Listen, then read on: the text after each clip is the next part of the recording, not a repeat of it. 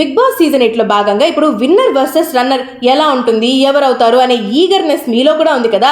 ఇకపోతే స్టేజ్ మీద మన నాగార్జున గారు వచ్చేసి ఓకే టాప్ 1 టాప్ 2 ని నేనే తీసుకొస్తాననేసి ప్రతిసారి లాగానే హౌస్ లోకి ఎంటర్ అయిపోతారు కదా. సో ఇక నాగమామ హౌస్ లోకి ఎంటర్ అయిపోయాక వాళ్ళిద్దరితో చాలాసేపు ముచ్చటిస్తారు అండ్ వాళ్ళిద్దరి ఫేవరెట్ ప్లేసెస్ ని మార్క్ చేయమంటారు అండ్ ఒక ఫోన్ తీసుకొచ్చి వాళ్ళ మెమరీస్ ని కూడా తీసుకుంటారనమాట. ఒప్పోది న్యూ లాంచింగ్ ఫోన్ ద్వారా. ఆ తర్వాత వచ్చేసి నాగార్జున గారు అక్కడే కూర్చొని వాళ్ళిద్దరు ఏవీస్ ని ప్లే చేస్తారు.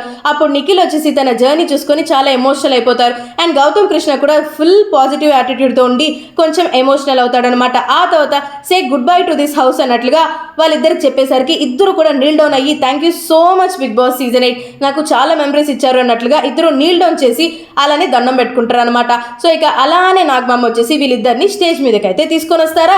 చాలా సస్పెన్స్ తర్వాత చాలా క్వశ్చన్లు, పాటలు, ఆటలు తర్వాత బిగ్ బాస్ సీజన్ 8 విన్నర్ ఎవరవ్వాలి అనేసి ఆడియన్స్ ని కూడా ప్రశ్నిస్తారా. అక్కడ చాలా మంది వచ్చేసి నిఖిల్, గౌతమ్ అనేసి న్యూట్రల్ గా సమాధానం ఇచ్చేస్తారు. అప్పుడే మన నాగార్జున గారు ఒక స్పెషల్ విషయం అయితే చెప్తారు. ఇప్పుడు ట్రాఫీ ఎవరి చేతుల మీదుగా ఇస్తున్నామో తెలుసా? మన youth icon pan India star అయిన అల్లు అర్జున్ గారి చేతుల మీదుగా మీకు ట్రాఫీ అయితే ప్రజెంట్ చేయడం జరుగుతుంది అండ్ అలానే విన్నర్ కి ప్రైజ్ మనీ కూడా ఆయన చేతుల మీదుగానే ఇవ్వడం జరుగుతుంది అని చెప్తారా. దానికి ఫుల్ ఖుషి అయిపోతారు నిఖిల్ అండ్ గౌతమ్ కృష్ణ.